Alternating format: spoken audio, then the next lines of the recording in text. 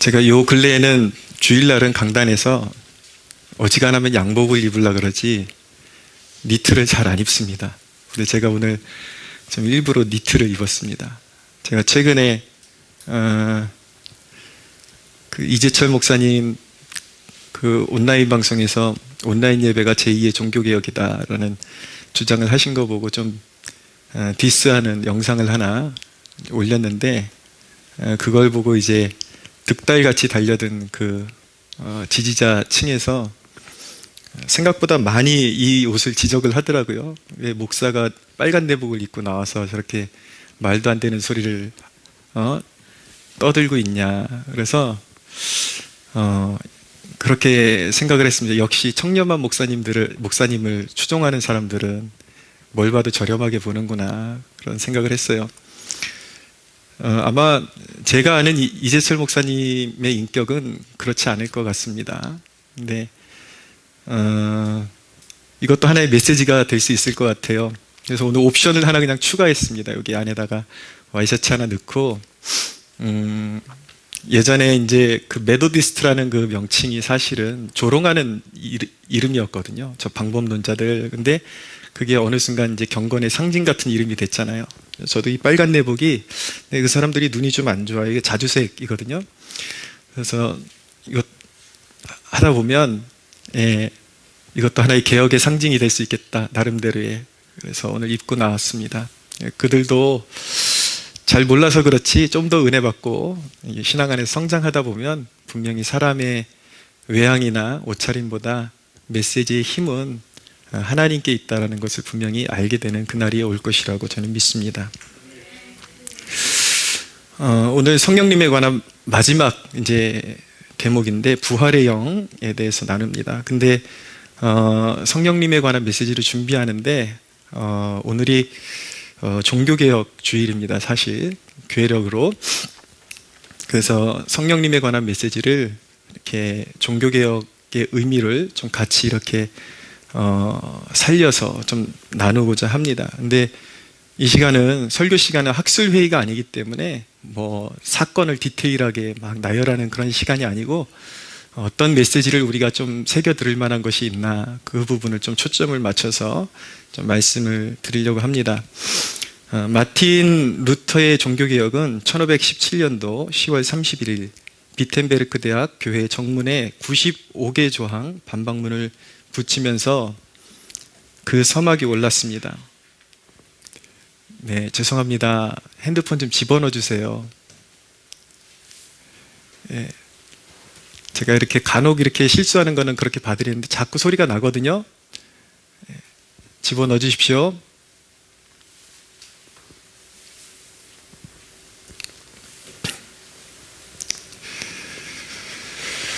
루터의 공헌은 어디 있냐면 바로 이신득의를 회복한 데 있습니다. 본래 캐톨릭은 믿음과 선행으로, 근데 그 선행이 우리가 생각하는 그런 선행이라기보다도 교회에 철저하게 복종하고 성례를 지키고, 그러니까 사제에 의존하는 그런 것들을 포함하고 있거든요. 근데 마틴 루터가 아무리 죄사함의 확신을 누리려고 해도 누릴 수가 없었는데, 어느 날 로마서를 읽다가 그가 의인은 오직 믿음으로 의롭다함을 받는다는 그런 이신득의의 이 진리를 발견하게 된 것입니다. 사실은 원래 그거였는데 이제 교회가 영적 암흑기로 들어가면서 그 사실을 잃어버렸다가 이 한 수도사에 의해서 다시 믿음으로써, 오직 믿음으로써 의롭다함을 받는다, 구원받는다라는 것을 되찾게 된 것입니다. 그래서 루터의 제일 첫째가 될 만한 공헌은 바로 이신득의를 회복한 것이라고 말씀드릴 수가 있고요. 그리고 또 한 가지 공헌은 면죄부에 대한 저항이라고 말씀드릴 수가 있습니다. 당시에 이제 성 베드로 성당을 짓는데 어마어마한 건축을 하게 되면서 그 건축 비용이 많이 필요했거든요. 그래서 면죄부라는 것을 팔았습니다.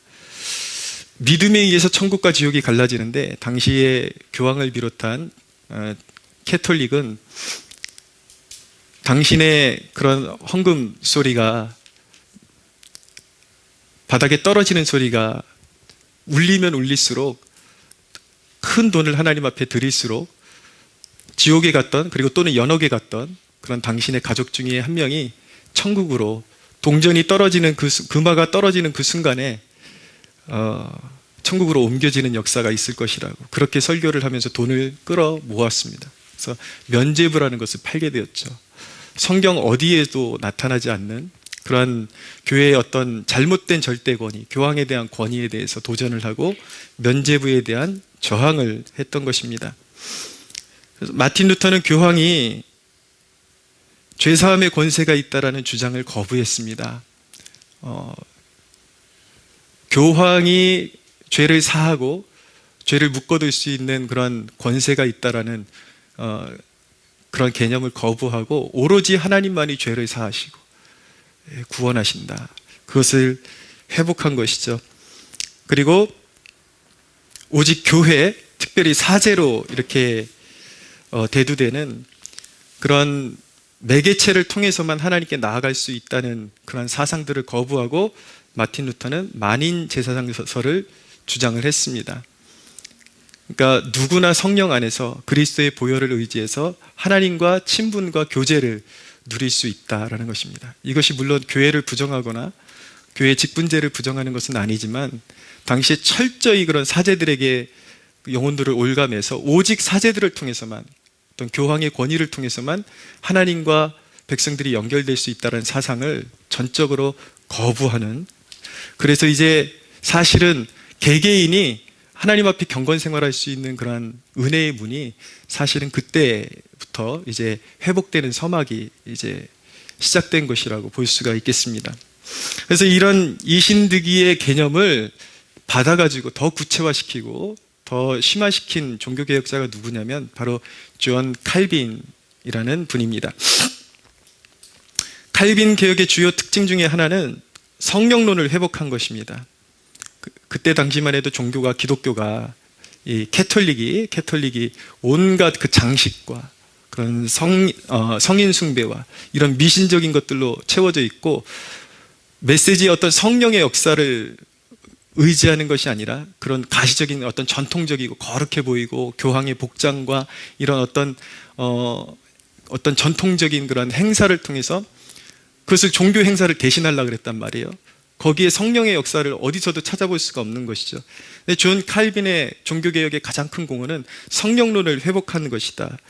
구원의 역사에 있어서, 교회의 역사에 있어서 성령론을 회복한 것이다 라고 말씀드릴 수가 있겠습니다. 구원의 전적인 모든 사역의 주도권이 성령께 있다라는 것을 존 칼빈이 이제 깨닫고 회복하게 된 것이죠. 그래서 그는 이렇게 기독교 강요에 기록하고 있습니다. 성령께서는 그의 신적인 감동으로 신적인 생명을 우리 속에 불어넣으셔서 우리가 더 이상 우리 스스로 행동하지 않고 그의 역사하심과 지배를 받도록 하시는 것이다 라고 그렇게 강조를 했습니다. 그에게 있어서 교회는 신자의 어머니였습니다. 교회를 떠나서는 성도가 양육받을 수 있는, 영적으로 성장할 수 있는 길이 없다라고 단언한 것이죠. 신자는 성령의 역사로 교회 중에서 행해지는 말씀 선포와 성례로 영적으로 자라난다라고 그는 주장했습니다. 그의 개혁의 핵심은 전통과 미신에 물든 교회를 개혁시키고 참 예배를 회복시키는 것이었습니다. 칼빈에게 교회의 정의가 무엇인가? 칼빈에게 있어서 교회의 정의는 말씀과 성례가 실행되는 거룩한 무리의 모임이었습니다. 그에게 있어서 예배라는 것은 무엇인가? 참된 말씀 사역과 성례가 성령 안에서, 교회 중에서, 건물을 말하는 것이 아니라 성도들의 모임 중에서 행해지는 것, 그것이 참된 예배라고 그는 주장했습니다.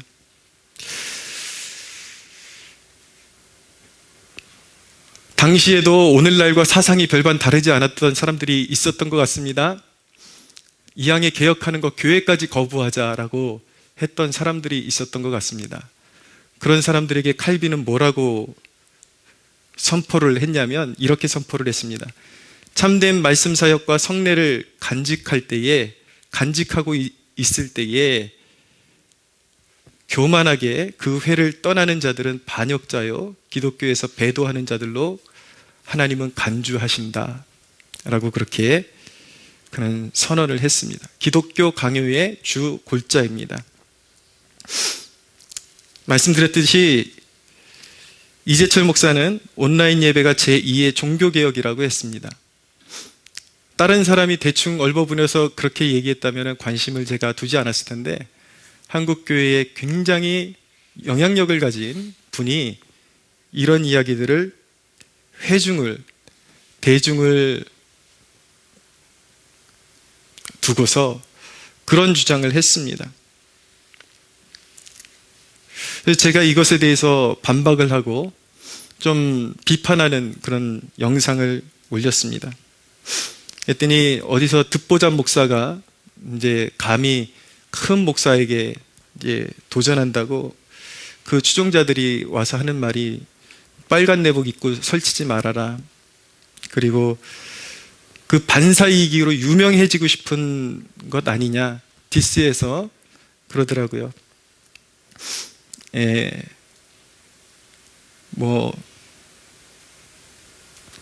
제 속마음은 그런 반사이익을 통해서 유명해지고 싶은 것이 아니라,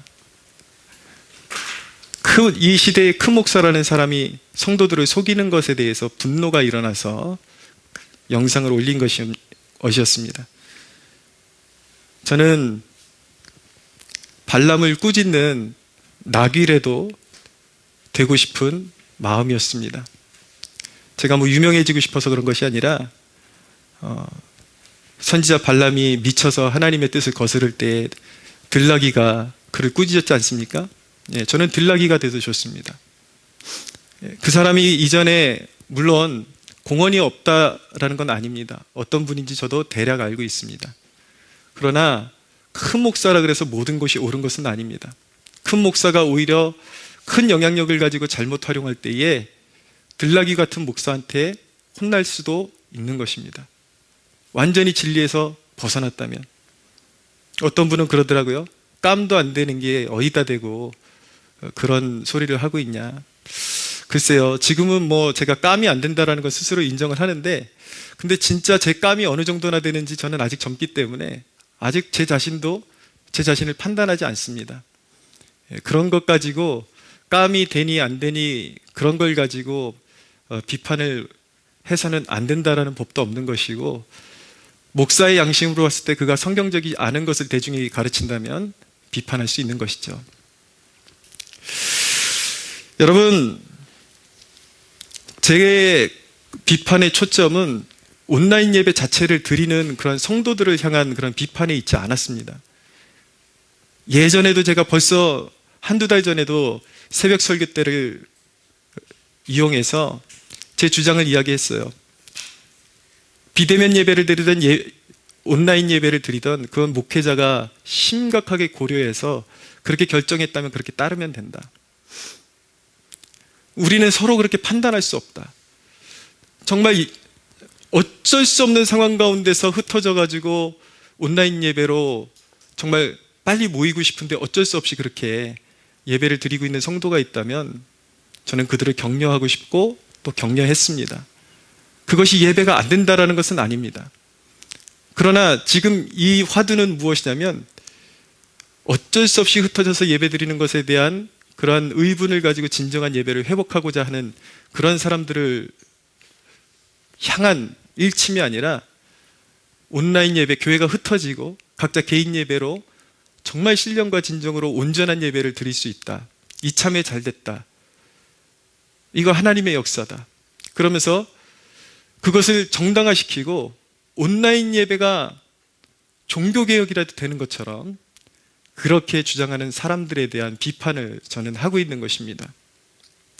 여러분, 성경 어디에도, 종교개혁자들의 의견 어디에도 교회를 폐하고 개인 예배를 드리는 것을 개혁이라고 부르지는 않습니다. 진정한 개혁이라는 것은 무엇입니까? 진정한 개혁은 예배다운 예배를 회복하는 것이지, 흩어지는 것, 교회가 뿔뿔이 흩어지는 것이 진정한 예배는 아닌 것입니다. 사람들이 자꾸 왜곡해요. 목사들이 건물을 신주단지 섬기듯이 섬긴다고? 아니요. 건물은 소중한 것입니다. 왜냐하면 교회가 모일 공간이 필요하기 때문인 것입니다. 그러나 교회가 하나님 아니에요. 교회를 우상처럼 섬기지 않았어요. 물론 저도 비판했던 대목은 무엇이냐면 오늘날 지나친 개교회주의, 물량주의 이런 건 저도 반대해요. 지금 화두가 그것이 아니잖아요. 언제 한국교회가 예배당을 신처럼 섬겼습니까? 화두는 그게 아니잖아요. 교회를 부인하는 데 있는 것이죠. 문제가 무엇입니까? 교회라는 개념 자체, 주님의 몸된 교회 자체를 해체하고 결론적으로 그렇다라는 것입니다. 교회를 부정하면서 어떻게 예배가 드려질 수 있냐는 거예요.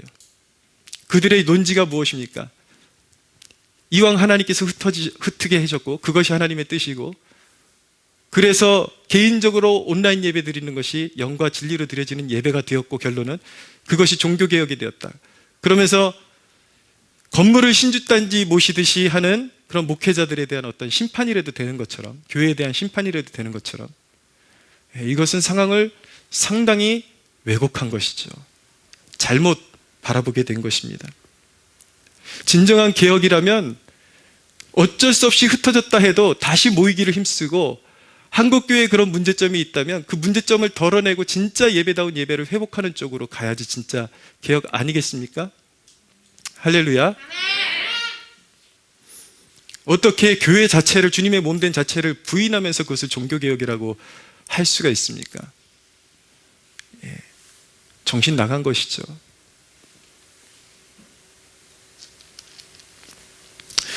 여러분, 그렇게 주장하는 사람들 사회생활 안 할까요? 뻑하면 이웃사랑이라고 그러는데, 그렇게 이웃사랑하면 본인부터 사회생활을 하지 말아야죠.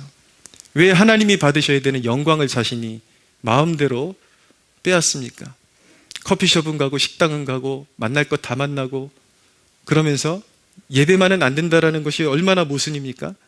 예배는 아직도 위험해서 모여서는 안 된다라는, 그들의 중심이 무엇인지 의심스러울 수밖에 없는 상황인 것입니다.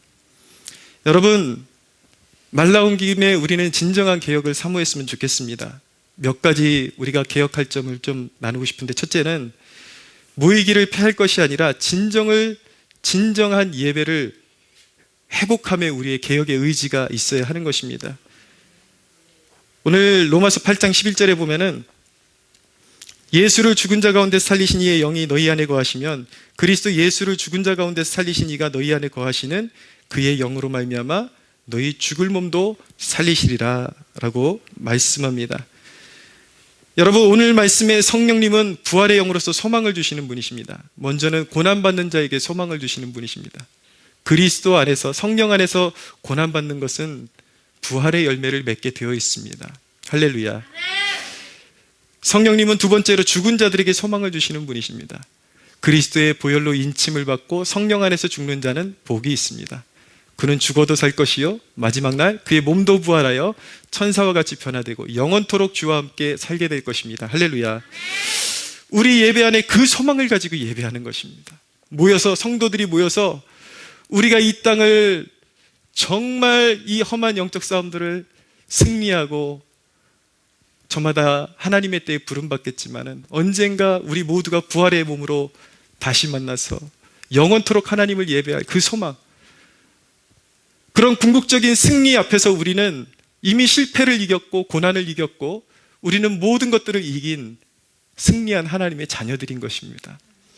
그렇기 때문에 우리의 예배에는 성령이 주시는 소망으로 충만한 예배, 껍데기 예배가 아니라 진정 부활의 소망을 가지고 성령 안에서 드린 예배가 회복되어야 하는 것입니다.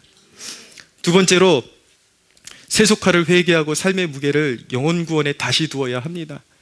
오직 세상에서 잘 되는 것, 먼저 그의 나라와 그의 의를 구하라, 그리하면 이 모든 것을 너희에게 더하시리라. 이 말씀에 정신을 회복해야 하는 것입니다. 우리가 주님의 나라를 위해서 헌신하면 주님께서 우리의 삶을 돌봐주실 것입니다. 할렐루야. 우리는 다시 선교의 비전을 붙잡아야 하는 것입니다. 영혼 구원에 사력을 다하는 교회가 되어야 하는 것입니다. 셋째, 우리 가정과 직장에 그리스도께서 왕이 되시게 해야 합니다. 여러분들의 가정의 주인이 그리스도가 되게 하십시오. 할렐루야. 여러분들의 직장의 일터의 주권자가 그리스도가 되게 하십시오. 그것이 개혁입니다.